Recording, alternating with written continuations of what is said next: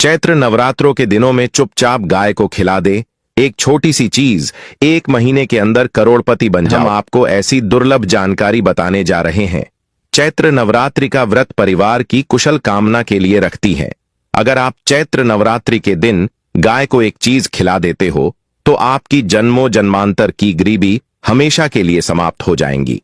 वास्तव में अगर आप चैत्र नवरात्रि के दिन अगर आप यह उपाय कर लेते हो तो यकीनन आप पर मां दुर्गा के साथ साथ माता लक्ष्मी की असीम कृपा होगी और आप धनवान बन जाओगे। आप धनवान ना बने तो मुझे बताना दोस्तों, मैं सौगंध खाता हूं। बस जो उपाय आपको बताया जाए वह उपाय कर लेना। चलिए जानते हैं। चैत्र नवरात्रि के दिनों में चुपचाप गाय को खिला दे। यह एक छोटी सी चीज करोड़पति भी अरबपति होंगे। सभी संकट और आसान से मुक्ति, मृत्यु दंड, पितृदोष तुरंत होगा। पूरे साल आपके भरे रहेंगे अन्य धन के भंडार। यूं कहें कि आपकी 7 पूछतें तक करेंगी। रूपों पैसों पर राज बैंक बैलेंस बढ़ता चला जाएगा। आपके घर में वेतन है वह कभी खर्च नहीं होगा और बढ़ता ही जाएगा। सभी दुख दर्द संकट कष्ट दूर हो जाएंगे दूर, और सभी सुख आपके कदमों में आ जाएंगे। सभी सुख आपके कदम चूमेगी। यदि आप यह एक छोटी और खास चीज चुपचाप गाय को खिला देते हैं तो तत्काल गरीबी आपके जीवन से खत्म हो जाएगी। योग से राजा बन जाता है और 33 कोटि देवी देवताओं को धारण करने वाली गौ माता की असीम कृपा व्यक्ति पर आजीवन बसती है। व्यक्ति के घर में कभी भी अन्य धन वस्त्र की कमी नहीं होती। अन्य धन के भंडार व्यक्ति के घर में भरे रहते हैं। चैत्र नवरात्रि के दिन गाय का यह उपाय करने से व्यक्ति के जीवन से तत्काल गरीबी खत्म हो जाती है। तो दोस्तों, कौन कौन से गौ माता से जुड़े खास और महत्वपूर्ण उपाय हैं जिन्हें यदि चैत्र नवरात्रि 2025 के दिन कर लेते हैं तो दोस्तों, गाय का उपाय बताने से पहले मैं आपको चैत्र नवरात्रि पूजा के बारे में थोड़ा सा जानकारी दे देता हूं कि चैत्र नवरात्रि कब है और इस महीने में किस तारीख को है। तो इस वर्ष चैत्र नवरात्रि 29 मार्च 2025 से प्रारंभ हो रही है। चैत्र नवरात्रि के दिन आपको पवित्र नदी में स्नान करना है। इस दिन सभी वक्त जन्मां दुर्गा का व्रत रखते हैं। इस दिन मां दुर्गा के 9 रूपों की पूजा की जाती है। माता लक्ष्मी की पूजा करने के साथ साथ गौ माता की पूजा अवश्य ही करते हैं और गौ माता को कुछ ना कुछ जरूर ही खिलते हैं। इससे मनुष्य के जन्मों जन्मांतर के गरीबी हमेशा के लिए नष्ट हो जाती है। दोस्तों, जिस दिन का इंतजार दुनिया भर के हर पंडित, एस्ट्रोलॉजर और हर हिंदू भाई है को रहता है, वह दिन अब आ गया है। दोस्तों, आपकी जानकारी के लिए बता दें, हिंदू धर्म में चैत्र नवरात्रि बहुत ही धूमधाम से मनाई जाती है।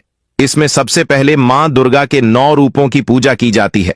माता तुलसी की पूजा की जाती है, देवी देवताओं की पूजा की जाती है और जो भोग बनाया जाता है वह मां दुर्गा को चढ़ाया जाता है और उनकी विधि विधान से पूजा की जाती है। गौ माता की पूजा की जाती है, लेकिन इनमें सबसे ज्यादा महत्व चैत्र नवरात्रि का माना जाता है।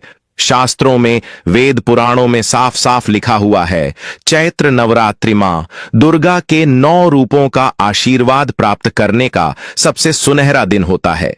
इस दिन मां दुर्गा बहुत ही ज्यादा प्रसन्न मुद्रा में होते हैं और अपने दोनों हाथों से अपने भक्तों पर कृपा बरसाते हैं। एक तरफ दोस्तों मान्यता है, चैत्र नवरात्रि के दिनों जो सूर्य होता है वह अन्य दिनों के मुकाबले सबसे ज्यादा प्रकाशमान होता है। इस दिन मां दुर्गा की विधि विधान से 9 रूपों की पूजा की जाती है और सूर्य देवता को आगे दिया जाता है। महिलाएं चैत्र नवरात्रि का व्रत रखती हैं।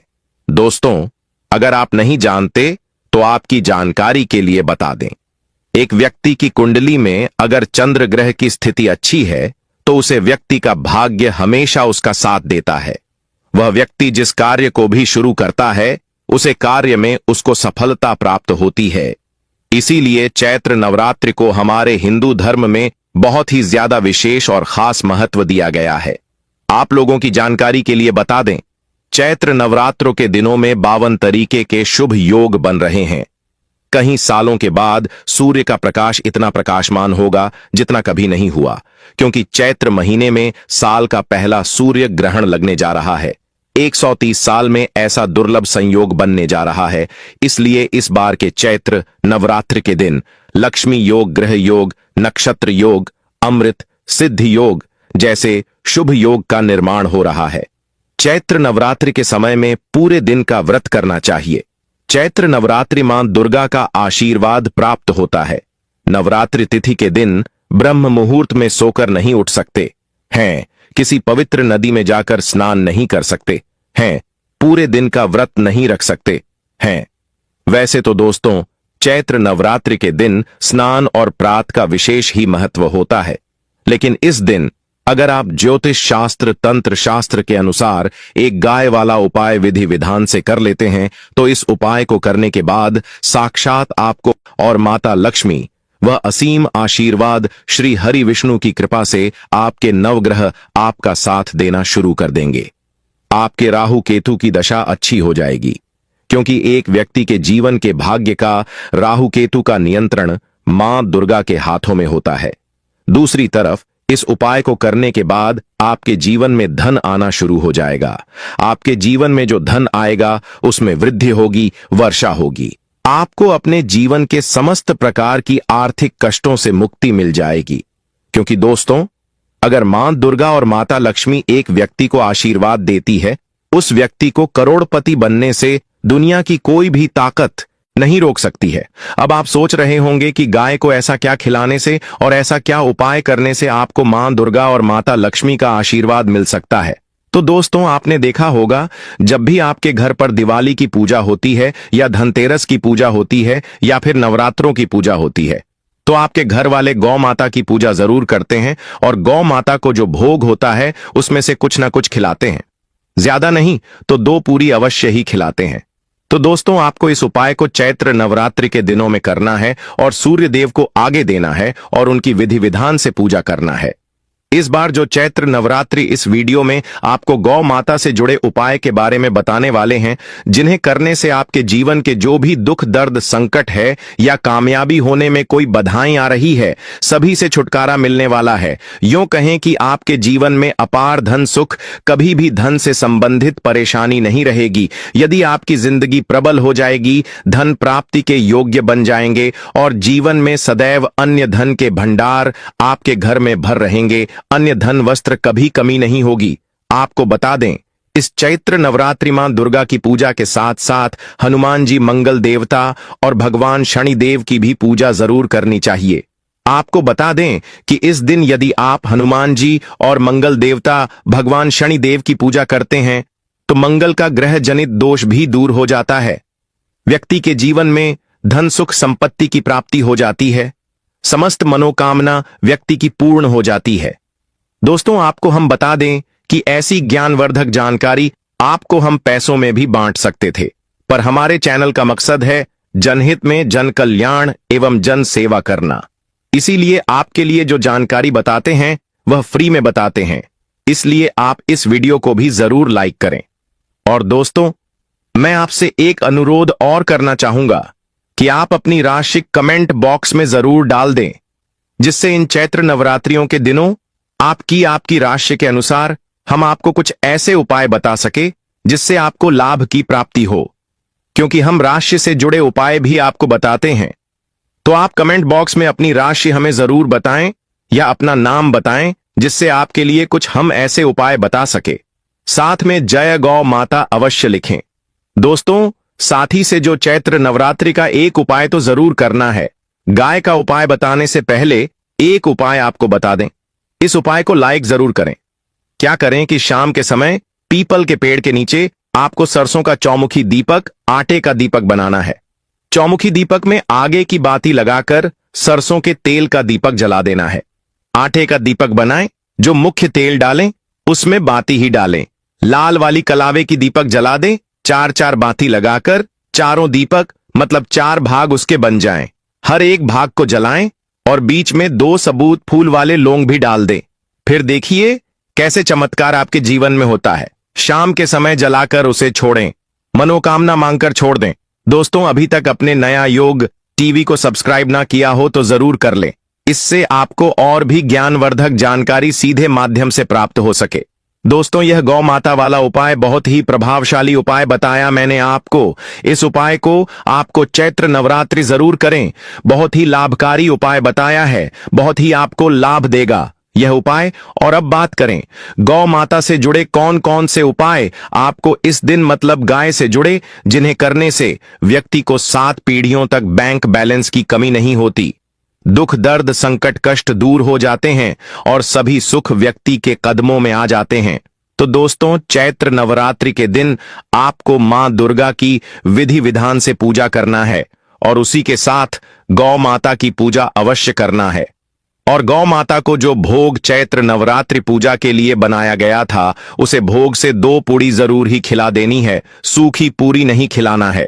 पूड़ी के ऊपर आप मिठाई या कोई सब्जियां हलवा जो भी बनाया है वह आपको गौ माता को जरूर ही खिलाना है।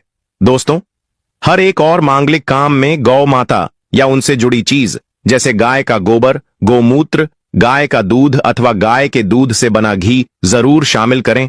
इससे आपको पुण्य भाव की प्राप्ति होगी।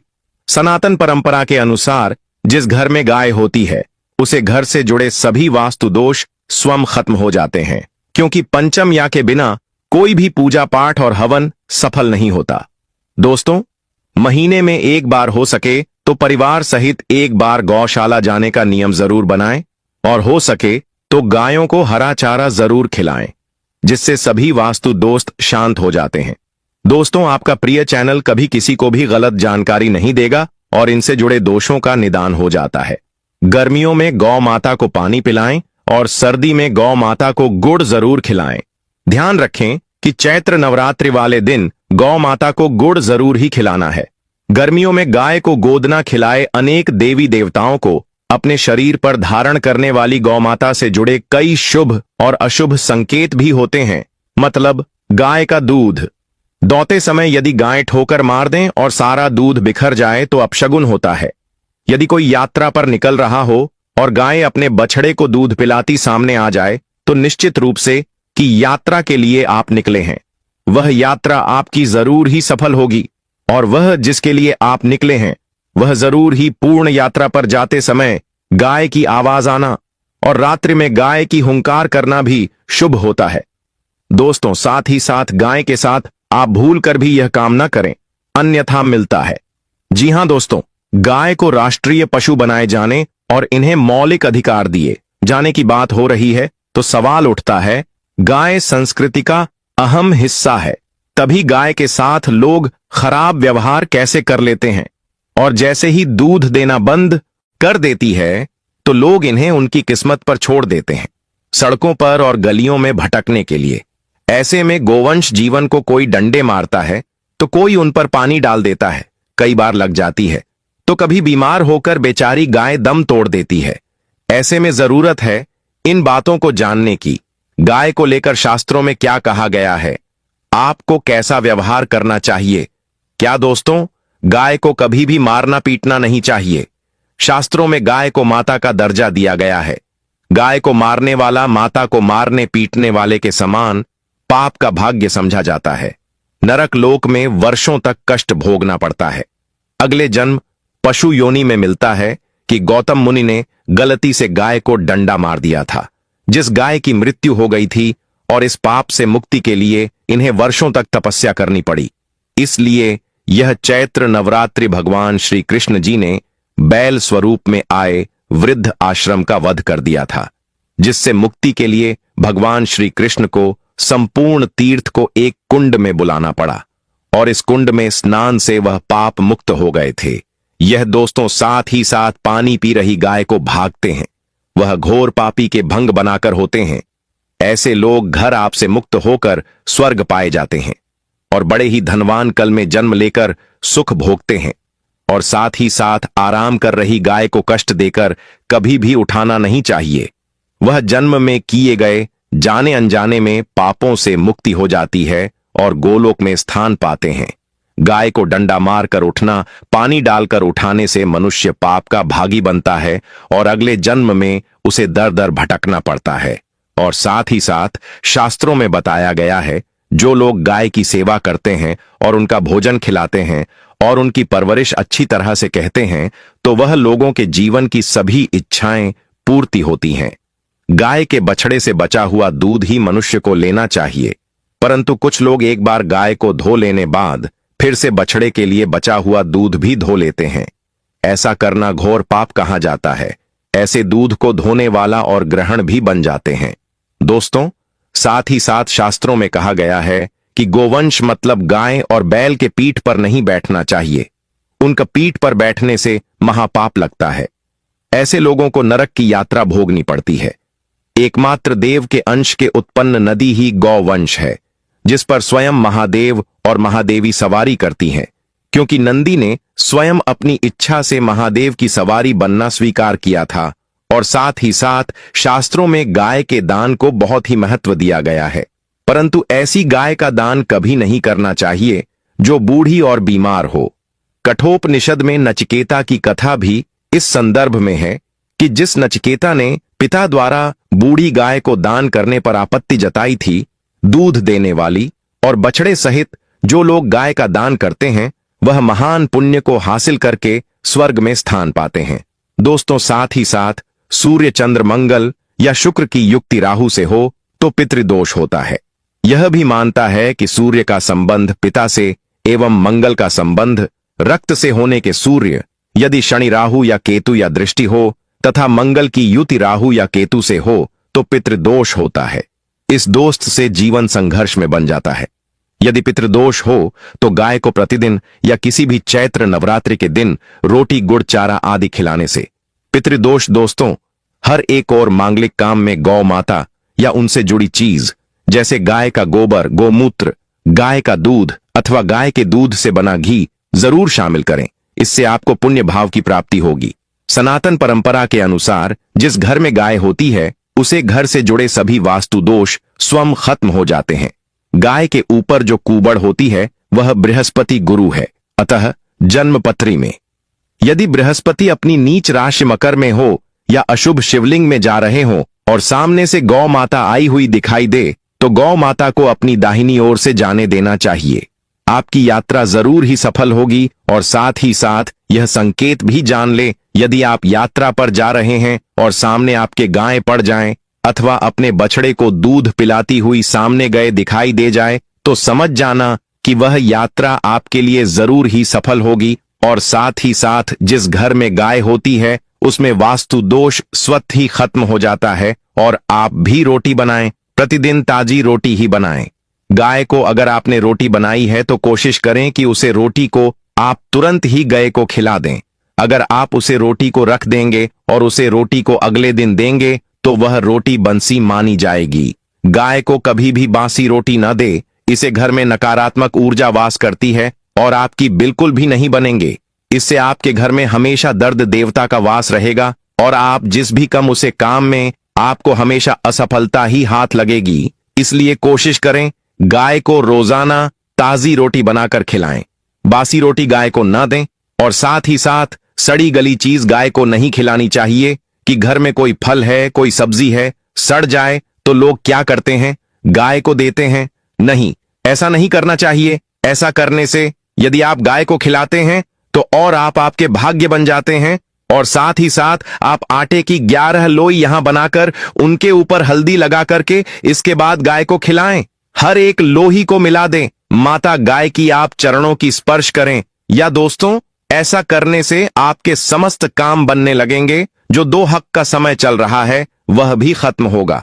आपके जीवन में खुशियां ही खुशियां होगी। और एक बार आप 7 बार गाय की परिक्रमा भी कर लें तो आपके समस्त कम होंगे। और साथ ही साथ आप गाय को जब भी रोटी दे, रोटी पर या तो आप थोड़ी हल्दी लगा लें। अगर अच्छा ना हो तो आप थोड़ा रख सकते हैं, थोड़ा घी रख सकते हैं। या दोस्तों, गाय को कभी भी सूखी रोटी ना खिलाएं। सूखी का मतलब गए रोटी रखें, उसे पर कुछ ना कुछ रख कर खिलाएं।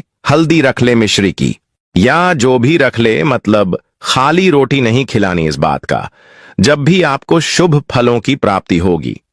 जी हां दोस्तों, उपाय कुछ बातें जिन्हें आपको ध्यान में जरूर रखना चाहिए। या दोस्तों, वीडियो अच्छी लगी हो, वीडियो को लाइक करें, ज्यादा से ज्यादा अपने दोस्तों में शेयर करें। नया योग टीवी चैनल पर नए हैं तो आपको इतनी ज्ञानवर्धक जानकारी प्रदान करता है, तो आपका भी यह विशेष रूप से कर्तव्य बनता है कि आप नया योग टीवी चैनल को अवश्य सब्सक्राइब करें। और दोस्तों, कमेंट बॉक्स में जरूर लिख दें जय मां दुर्गा, जय माता लक्ष्मी, जय गौ माता।